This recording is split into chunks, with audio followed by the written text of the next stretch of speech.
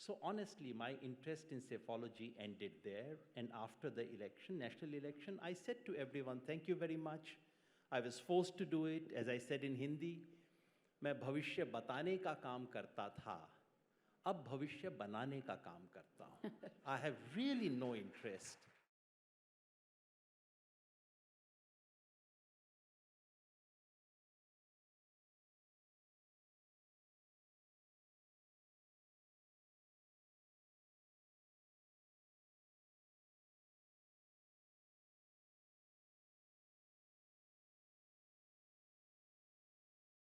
Public intellectual, a psephologist, a scholar, an activist, and also the founder of the Swaraj Party. So somebody who's taken that deep dive into politics and doesn't just only talk about it.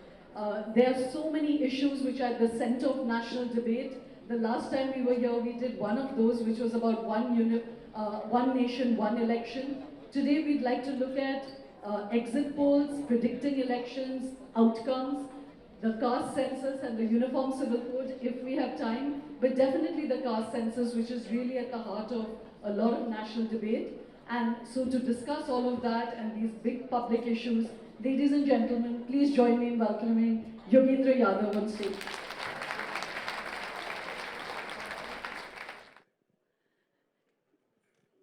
Yogendra, we are jumping several centuries, but a lot of those, heated debates are still the same.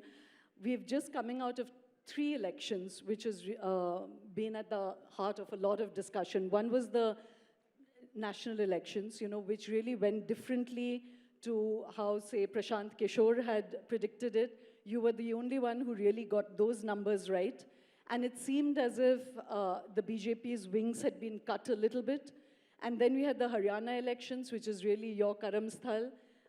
The prediction on that and the outcomes was completely different. And now the Maharashtra election, where you've literally said it's jaw drop, it's inexplicable, and is there an X factor to it, So I wanted to start with just one question. Do you think that exit polls have lived out their use and they should just be stopped? Or do they have some function which is important for our public life? Thanks, Shoma. One of the reasons I came for a conversation with you is that, unlike many others, you actually read. And you must have actually seen that psephology is my previous birth, my Purva Janma. I have actually very little interest in it. In 2012, I had officially said goodbye to it. In 2024, I was forced to come out of that retirement because I felt that the entire national media was hoodwinking the country. And I felt it was my duty. If you're a doctor, you've retired, you don't want to practice it, but you're walking on the road and you see a patient lying. And then you see, oh my God, I can't just say I'm in retirement mode. So just as a duty, I had to come out. And I had a certain view, I had a certain reading, and because I thought the entire national media was hoodwinking the country, I thought it's my duty, my dharma, to stand on rooftop and to shout as loud as I possibly could. That was the end of my duty. It so happened that I got it right. I don't take particular credit in it. I think there was an element of fluke in getting the exact numbers right. Most polls don't get the numbers right, and my getting the number exactly right was actually a fluke. But I do take some satisfaction in the fact that I could point in the right direction, which is what the entire media was not doing. So honestly, my interest in psephology ended there, and after the election, national election, I said to everyone, thank you very much. I was forced to do it, as I said in Hindi, मैं भविष्य बताने का काम करता था, अब भविष्य बनाने का काम करता हूँ. I have really no interest about Haryana. And so to me, the larger interest in elections is this. To my mind, 2024 was not a parliamentary election. It had the appearance of a parliamentary election, but it was actually it was actually a plebiscite. It was a plebiscite which invited the Indian population to put its thumb impression on whatever Modi ji had done in the last 10 years and whatever he would do in the years to come. As they say in property deals, general power of attorney. That's what we were required to give. And the net consequence of that would have been that we would have transited from competitive authoritarianism. Let's not make mistakes about it. We are not in democracy. We are in a system that should be correctly described as competitive authoritarianism. What you have in Turkey, what you have in Hungary, we are similar to that. And we were about to make a transition from competitive authoritarianism to electoral autocracy of the kind that you have in Russia, Mr. Putin's democracy. That's electoral autocracy. And the real significance of 2024 election was that the people of India applied a brake to that. They said, thank you very much, no. That is the real significance. The misfortune is that while the people of India did this, opposition parties thought they were the ones who had done it. And obviously, once you start imagining things of this kind, then you are in for shocks, which is what happened in Haryana, which is what happened in Maharashtra, and so on. Sadly, we are back in that battle to save, it's not that 2024 had brought us out of that completely, but it had put a brake. We as a country were taking a dive towards dictatorship. The people applied a brake. The task of reversing the vehicle and going back on the journey was still pending. And we find after these 3 elections that we have not moved at all. So the danger persists. That's the big picture. Honestly, I have zero interest in exit polls. So I'm going to come back to just that original question, whether they have any value. But what you just said, Yogendra, the last time we had speakers on these big national debates, we did have different perspectives so that, it's multifaceted. This time it's because you and I, and mostly I'm aligned with you, but I'm going to have to play a bit of the devil's advocate and ask you that, do you think that it's awkward when a country as polyphonous as India, and like you just said, that the people actually vote very wisely. There's often a sense that, it's an illiterate electorate. But if you look at the history of India, it's voted each time with great wisdom, giving power, taking back power, curtailing power, etc. But when the elections don't go the way that one's own mindset is, then there's a hesitation to accept that, So one, the talk of EVMs begin, which is, like the Supreme Court has itself turned it down. Secondly, to say that now it's still going to go into dictatorship, but when a large majority of people are voting for a particular party, is it not time to think, what is that party doing that is speaking to the people that one feels that one is representing? So what do you think happened in Maharashtra and Haryana? Both things are true, Shoma. We, of course, have to understand why is it that people vote for Mr. Modi and and for the BJP, just as American intellectuals and liberals must think, why is it that the US has voted for someone like Mr. Trump? Of course, these are very serious questions, and I would not wish them away. At the same time, it is also our duty to point out whenever there are elements that violate the boundary lines. So we have to do both. I do know that there are friends who would cry foul whenever the result is not to their convenience. It so happens that I'm not one of them. Since you read, you would know that in 2019, when Mr. Modi won, large number of liberal progressive people said, this is EVM, he's done it.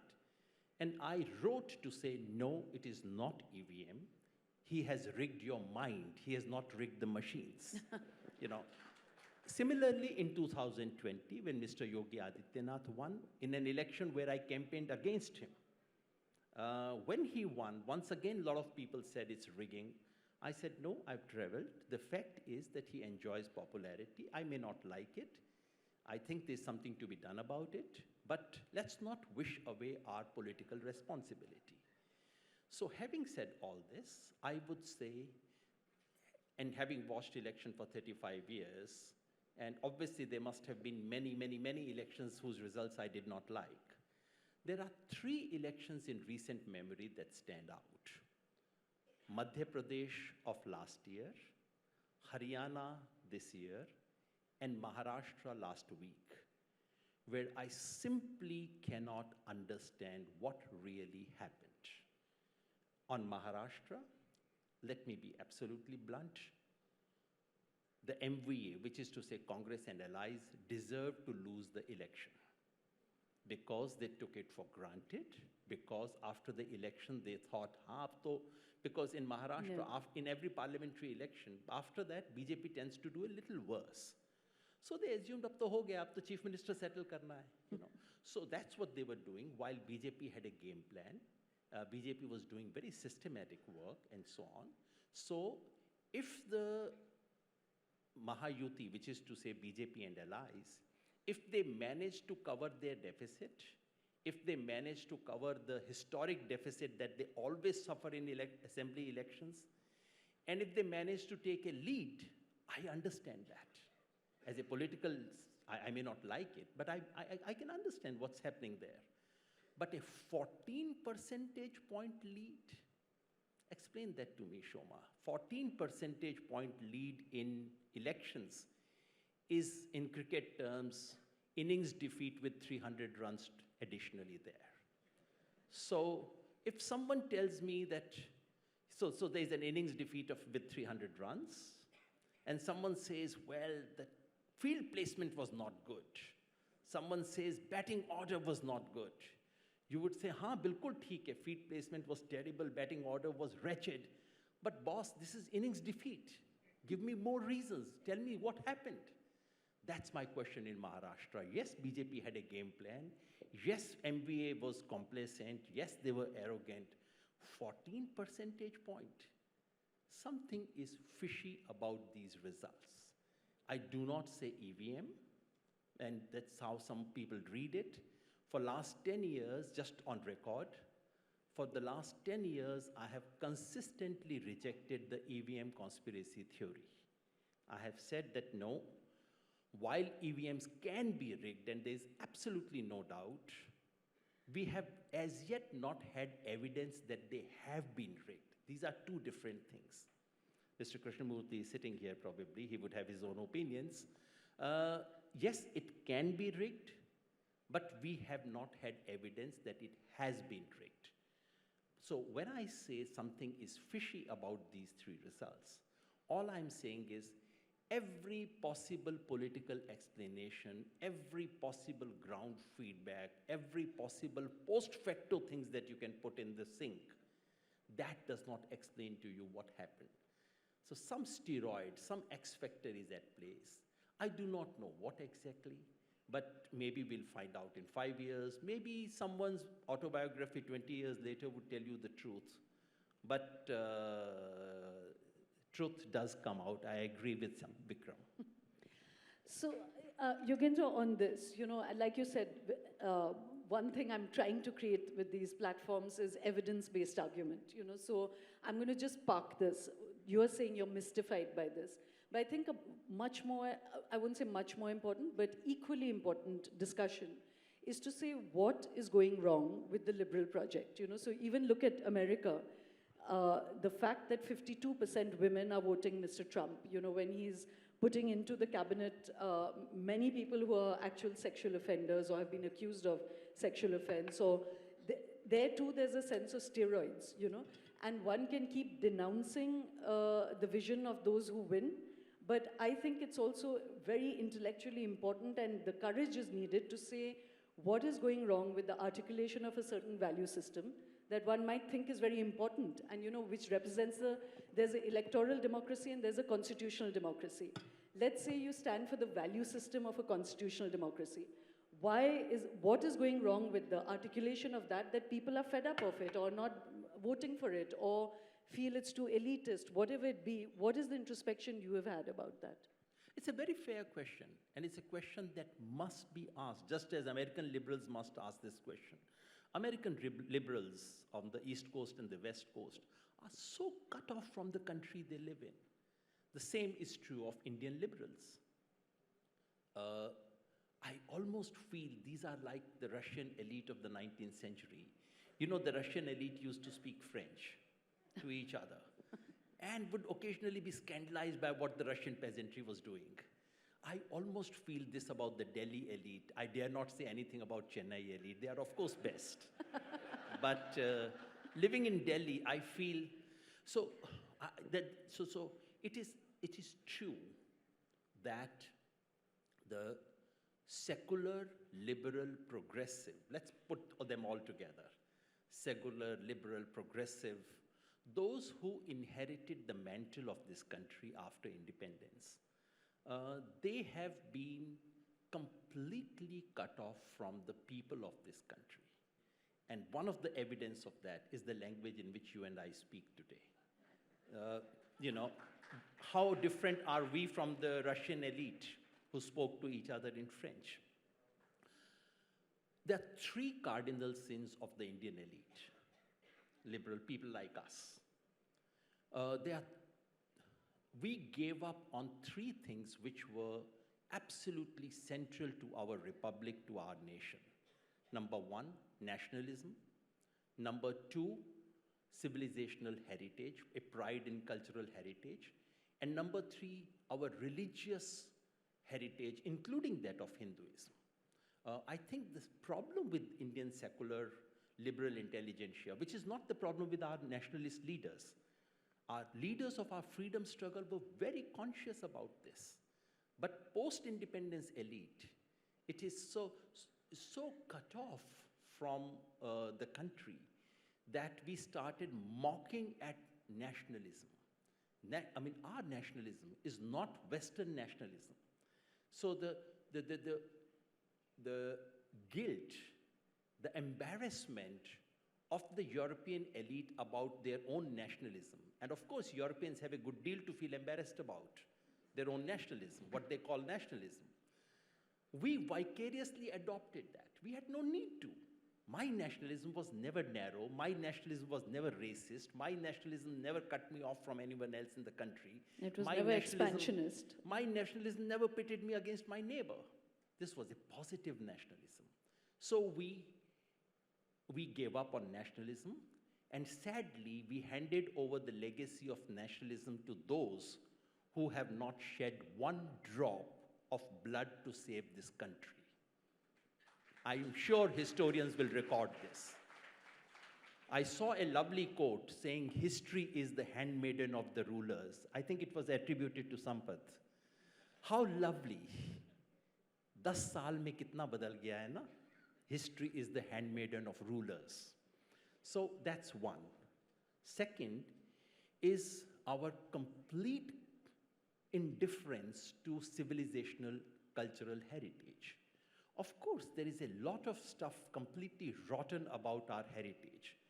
Which country doesn't have that? Which civilization doesn't have that? Civilizations are like rivers. They bring water, they bring a lot of dirt, they bring a lot of kooda karkat. So what you need to do is to filter. You don't stop drinking water simply because there is a lot of muck in the river. We, modern, secular, liberal elite, started practicing that. Oh my God, tradition. Oh my God, past, obscurantist. This is what has cut us completely off. And third is religion. I think religion is like a language. In a language, you can write bloodthirsty things, and in a language, you can write love poetry. Religions have been the soul of civilizations, and religions and institutionalized religions have produced some of the most obnoxious things in the world. We, modern, secular, liberal elite, in our sheer arrogance, thought we knew more than what had been learned in the last 5,000 years. And we started, mocking at religion. Many religions, including Hinduism. And there was a particular unease about Hinduism. These three things, I think, have created a situation where, um, we are so cut off that anyone who puts a little tilak looks like a Hindu. Person could be a goon, could be destroying Hinduism. And I think much of what is being done in the name of Hindutva is a plain and simple destruction of Hinduism. But because someone puts a tilak, and because everyone else is so indifferent and so ill-informed and so ignorant, that this fellow with tulak looks like a Hindu. So we are so ignorant of our past cultures.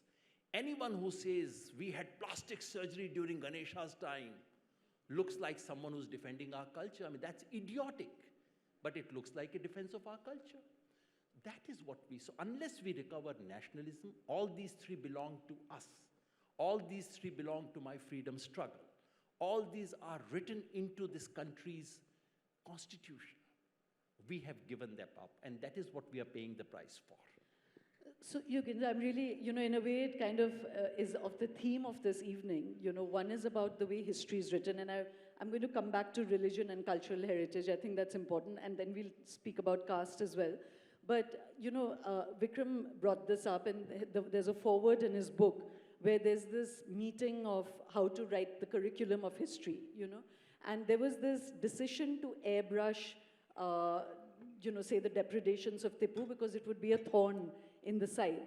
So one, what do you think about that? Like, how should history be addressed? Say a book like Tipu Sultan, and where the Congress ends up valorizing these characters, the BJP ends up denouncing them, and you keep saying Aurangzeb ki aulad when you talk about the modern Muslim community.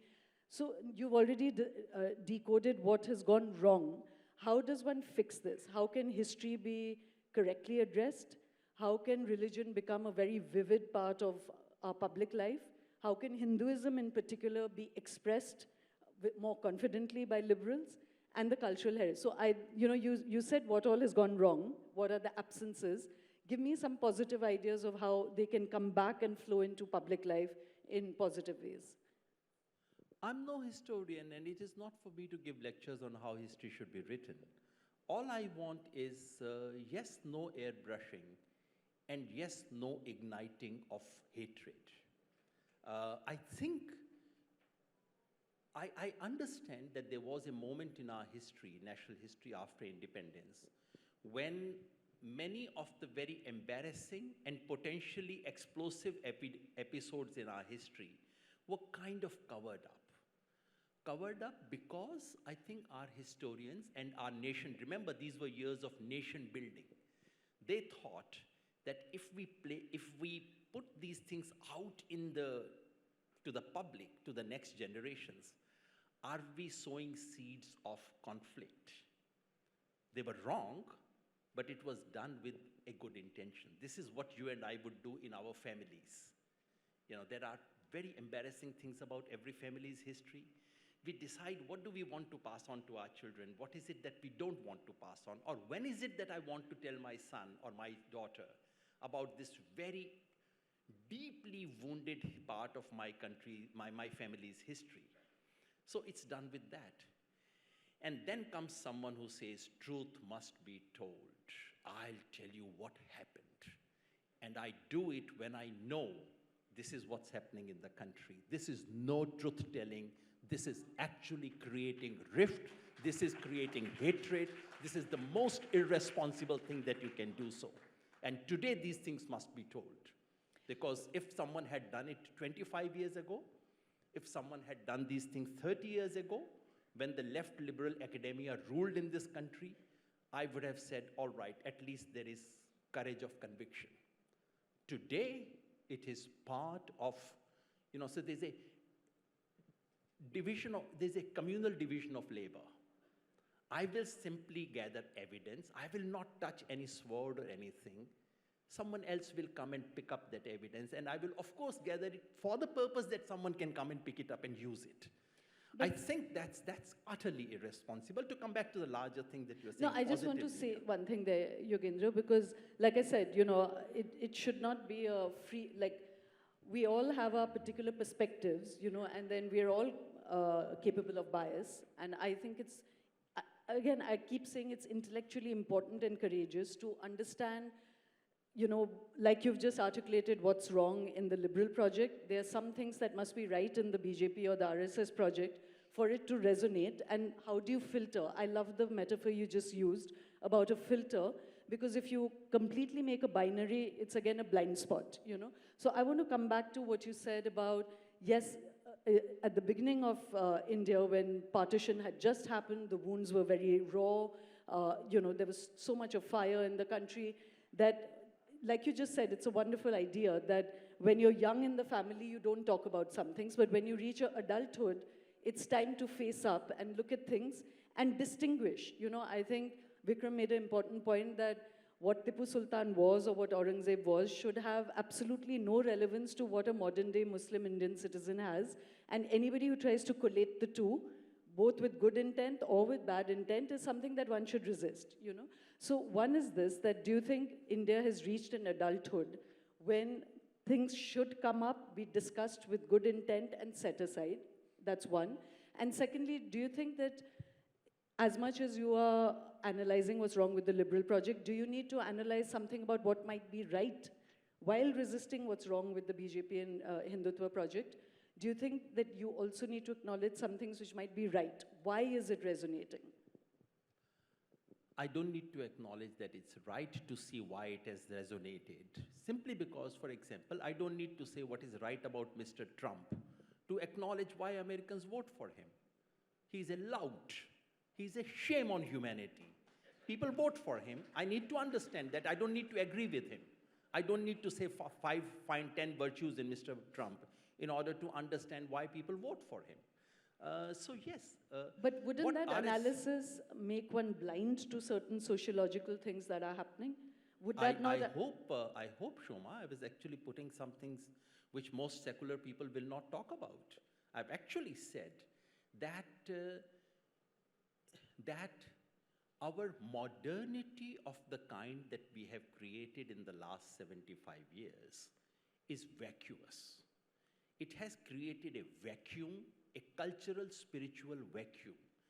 And some criminals have walked into that vacuum. Now, I would hold ourselves responsible for creating that vacuum. The trouble is Indian modernity is so, the modernity that we created and gave to ourselves is so pathetically imitative. Our greatest economists cannot think that India can have a path of development which would be different from Europe. So that is mental slavery. Most of us ask most Indian intellectuals, when was the last time you read a book in any language other than English? Or ask an intellectual, when was the last time you wrote an A4 sheet in a language other than English? The answers would be very, very embarrassing. And that is the heart of the problem. We have created a vacuum, a cultural, moral, spiritual vacuum. And because there is a vacuum, any Baba walks in, you know, this is the age of Babas. So it's not just in politics that thugs are coming. Thugs are also coming in religion. Because of this vacuum, Babas come in. Because of this vacuum, a certain kind of politics, and not just among Hindus. RSS is not the only culprit. You have similar organizations among Muslims. You have similar politics happening among the Sikhs. Because of this vacuum, we have invited a certain very crass kind of politics, which is destructive for our country. So I understand why RSS has come in. And let me also say that one of the things that we must understand is that RSS has worked for 100 years. I do not see any secular organization in this country which has worked for 100 months. So there's a difference. So, you know, I want to come back to this idea of, I would pursue the religion and cultural heritage because I think it's very important, but, you know, I want to cover more ground. Let's just look at this as a thought seeder session. the whole idea of secularism, and that brings me into the Uniform Civil Code, the triple talaq issue, the whole sort of issue around Muslims and how Muslims can represent and express themselves in modern polity. To my mind, I feel that they're imprisoned between, you know, the sort of completely misplaced construct of secularists, and then also the misplaced construct of, say, the BJP and the RSS. And there again, I say, when construct of the way secularists have expressed your relationship with minority politics in India, and similarly with the BJP and how they represent it. So my question there, Yogendra, would be that, do you think the secular project is in a way imprisoning Muslims in like a sort of noblesse oblige, you know? The cultural practices that say Hindus would fight in your own community, the Hindu Code Bill has been fought, it's been legislated, it's been argued and debated, you know, widow remarriage, sati, child marriage, dowry, you name it, all those ills of society would not have got fixed unless there was a propulsion to fix it. But when the issue of, say, some gender inequitable practices in the Muslim community come up, liberals have a knee-jerk reaction of protecting their right to be that way, will not have an adult dialogue about it, will not just be, like, treat them as equals. I feel like it's a reverse sort of communalism of, like I said, keeping it in its most regressive self. Maulvis are the representatives of Muslims, whereas none of the Dharam Sansad sadhus are being presented as representatives of Hindus, you know? So how do you think secularism now needs to address itself? And what's your position on the Uniform Civil Code? I think we need to speak very frankly about what has ailed secular politics in our country. But that conversation would be incomplete without prefacing it by saying that today, to understand the failures of secularism is important. But to not underline the fact that what we are going through today is a complete inversion of Indian constitution. Minorities, especially Muslims, have been reduced to the status of second-rank citizenship, and that this is an assault on minority, a state-sponsored assault on minorities is something that needs to be recognized. Having prefaced it by saying so, I would say the secular project has been deeply flawed in our country. It is flawed for several reasons. Number one, secular politics, which began as a politics of conviction, standing for secular cause in the 1950s, must have been a heroic effort. It became a matter of convenience. And after a few years, it became almost a compulsion. And secular politics has actually used Muslims as a hostage. It's a cruel thing to say, but it must be said. This is, if you look at, I'll draw an example from American politics if it surprises you. In American politics, they say Republicans won't do a thing for the blacks because they know blacks won't vote for them. Democrats won't do a thing for blacks because they know they have no option except to vote for them. This is the dilemma of Indian Muslims. They have been trapped. They have been confined to a very limited options. And secular, those who call themselves, secular is a word which is seriously misunderstood and misused. But those who call themselves secular parties have actually played a very cruel game with, especially with Muslims, which is to say, I'll give you security. Don't ask me for roads, don't ask me for development, don't ask me for education, don't ask me for health. So something that every other Indian community can ask for, can fight for, can demand, Muslims cannot demand because tumhe dange se bacha lenge. And as you know, in earlier days, if there was no riot, somehow some riot was engineered. to remind the Muslims where they were and why they needed protection. So it turned into a very unholy contract. And in that unholy contract, a certain set of, a criminal kind of politics has walked into that. So yes, I agree. Secular politics has been deeply flawed for setting up this very unholy relationship. Secular politics is also flawed because they have not had the courage, because they were using Muslims in this way, they have not had the courage to speak about many of the ills concerning Muslim community. And three, secular politics has had no knowledge of our religious traditions. So yes, these are the problems. On the women-related issues, I think this used to be a problem of secular politics till the 1980s, till Shah Bano, which was a major letdown for secular politics. After that, I think secular politics has learned lessons in this respect. I do not know. Even right now with triple talaq, yes, the criminalization of it, that's a whole long discussion, I won't get into it. But on Shoma, triple talaq, tell me these names of those secular organizations who have defended triple talaq. I know of many organizations who have been working, and actually they wrote to say, we welcome it, stop triple talaq. The trouble is that given BJP's media power, these days they have also acquiring some history writing powers, which they did not have, and given their entire ecosystem of media, they keep inventing these myths about liberals who are defending triple talaq. Just name them. Why don't you name them? Yogendra, because, as I said, I'm trying to create a space which is very fair.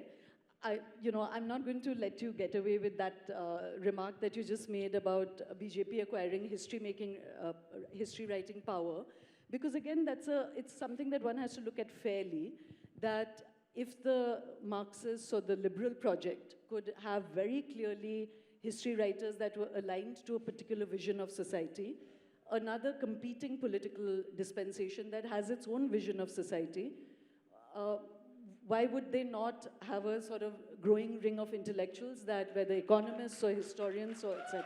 I don't resent that. I don't object to that. As I said, history is the handmaiden of rulers. So rulers have changed, history will also change. I can see that. Right. As I said, I hope we can keep, with these discussions, keep moving. I mean, the way you are analyzing the absences and gaps of a worldview that you stand for and you sweat for and you walk for and you strive for, that itself is a great act of intellectual courage, Yogendra. So that's really important. From where I am at, I'm increasingly trying to understand when a vision that I don't subscribe to, when, I don't want to just have a binary on it. I want to understand the filter, of what about it is right and what about it is worth fighting against, rather than throwing the baby out with the bathwater. Because I think this filtration metaphor you've used is very, very important to take us all back to a center rather than being caught between extreme left or extreme right, But that's just me using my spot to say things. I think we've run out of time, Yogendra. I'm going to just pose one question to you on the caste census, because that has been really at the heart of so much of national debate. It's a very complex issue, so it's unfair to ask you to come at it in a short time. But why do you have been really batting for it. Why do you want the caste census? What do you think it'll really achieve? Secondly, Karnataka has had a caste census, doesn't want to publish it. Bihar has had a caste census, has published it. But, the whole Hindi heartland, not much societal transformation has come out of it. So, and there are two arguments. One is that it will create better policy and justice. The other is that it will fracture society more and more and more into literally crystallizing caste identity as the only lever of leverage. So help us understand why you are backing it. I thought, Shoma, you've been making a case for this. You constantly said evidence-based, evidence-based, evidence-based. That's what I'm saying, evidence-based. If you have, we must be the only country in the world which has legal provisions for giving benefits of jobs and education to a category X, but which refuses to count that category. I mean, I do not know of any country in the world which practices a weird thing like this. To my mind, any inequality in the world, whether it's a gender inequality or caste or race or anything, you counter, and if you are serious about countering, eliminating that inequality, step one is collect evidence. Now, the weird thing about our country is that at that stage we are being stopped. No, don't collect evidence. Ever heard something as weird as that? You know, there are many people who are opposed to reservations, and I respect that. Most of those people say, you know, if you really look at it, caste is no longer the issue. You know, economic inequality is the real issue. Fair enough, that's your opinion. Let's have evidence.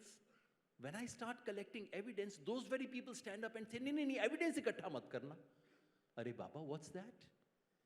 So what is caste census? Caste census is not only gathering numeric strength of each caste and community. Caste census is actually gathering the most comprehensive set of data on educational, economic, occupational, assets, and social profile of each community at each level. So if I have caste census, I should be able to say that this community in this particular block of District X of Tamil Nadu, how many of them are matriculate, how many of them are graduates, how many of them have certain kinds of jobs. Don't we need that information? Even those who are opposed to reservation, and if they're absolutely honest about their belief, they should demand this, because that evidence would then enable them to prove that you don't need caste-based evidence, caste-based reservations. You know? So to my mind, opposing collection of evidence itself is a rather strange thing. And any modern country, anywhere in the world, if you think that there is an aspect of life which may pose inequality, etc., you collect evidence. As you know, because quoting the US is very useful in our country, in the US, every single factory, every single enterprise has to fill a form every year to describe the ethnic composition of their employees. How many whites, how many blacks, how many this. Why can't we have that? So that's all that caste census is about. Will it lead to stronger caste identities? Welcome to any village of India. Who doesn't know who's caste? ये हम शहरों में रह के पता नहीं हमारे दिमाग में क्या चीज़ चलती है. Everyone knows everyone's caste. Your caste census is not going to reveal anything new for that village. And every politician in this country, and I'm sure in Tamil Nadu, walks with a list in his pocket of the number of caste and subcaste in his constituency. You are not going to tell them anything new. The only thing new that we would gather is for purposes of policy making, which is very badly needed. And can I just quickly say one thing about Uniform Civil Code, which you had asked and I did not? Actually, I should say I support the idea of Uniform Civil Code. I think it's an idea enshrined in our Constitution. The idea that uniform set of principles must guide all family laws is a wonderful progressive idea. The trouble with the current regime's push for Uniform Civil Code is that they actually don't want a Uniform Civil Code. They want to push the Hindu Civil Code on everyone else. That is a problem. Otherwise, a Uniform Civil Code, to my mind, the simple rule is, this is a country that believes in equality, gender equality. No religion in this country should be allowed to get away with any practice in their family code in the name of anything which is anti-women. That, to my mind, is Uniform Civil Code. It should be applied. Yogendra, on that note, I'm going to I have to stop, though we could talk about this, so many issues, we could keep talking about it, but thank you for your literally candidness and self-reflection, which is super important. I just wanted to say about the Uniform Civil Code that there's an argument that why not disable all the gender iniquitous laws rather than come up with one elephant that will fit everyone. And, because with the Uttarakhand Uniform Civil Code, there's one clause which says if you're having a relationship as adults, you have to go and inform the police and let them know that you're in a relationship. Or if you break the relationship, you have to again inform the police. So forming some new structure is quite scary. I think we should disable the bad structures and leave it at that. That's exactly what I'm saying. Uniform principles, but differentiated rules. Let Hindus have their own practices, let Muslims have their own practices, and their own codes. But anything that goes against principle of equality between men and women should be eliminated from every code. That is exactly what I believe. Wonderful. Thank you so much, Yogendra.